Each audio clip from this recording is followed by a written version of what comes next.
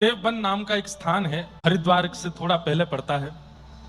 पहले उसका नाम देववन था, अब उसका नाम देवबंद हो गया है, क्योंकि वहां अधर्मी बहुत रहते हैं और इतनी बड़ी उनकी वो बनी है जहां पर वो लोग अपना सब करते हैं, उसका नाम ही बदल दिया है देवबंद। वहां पर श्री हितरवंश महाप्रभु का प्रादुर्भाव हुआ। आपके पिता श्री व्यास मिश्र जी और माता जी श्री तारा माता जी, दोनों के यहाँ आपका जन्म हुआ।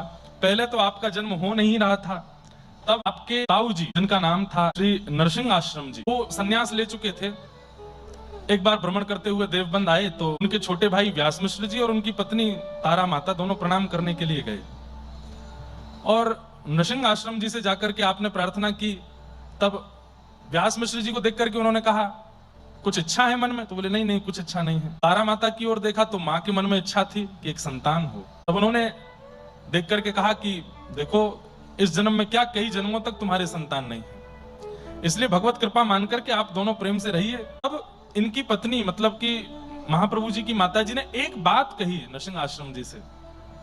बोले, भगवान एक बात बताइए, आप जैसे संत भक्तों को प्रणाम करने का फल क्या है? छोटी सी इच्छा यदि हम जीवात्माओं की आप पूरी नहीं कर सकते तो फिर आप लोगों को प्रणाम करने का फल क्या है? नरसिंह आश्रम जी ने इसके उत्तर में बहुत थोड़ा कहा भी कि ऐसे नहीं कहना चाहिए कि हम केवल इसलिए प्रणाम कर रहे हैं कि हमारी इच्छा पूरी हो। बोले, हमारी कोई इच्छा ना भी हो तो भी आपको प्रणाम करने से इतना तो प्राप्त होना चाहिए कि सामने वाले की जो जरूरत है वो पूरी हो जाए, और हमारी कोई और जरूरत तो नहीं, बस ये वंश रुक जाएगा, वंश वर्धन हो। तब नरसिंह आश्रम जी ने ध्यान लगाया, ठाकुर जी से प्रार्थना की, भगवान की वंशी उनको ध्यान में दिखाई थी। तो उन्होंने उत्तर देते हुए कहा, चिंता मत करो, कुछ नियमों का पालन करके रहना और आपके घर भगवान के ही परिकर आएंगे।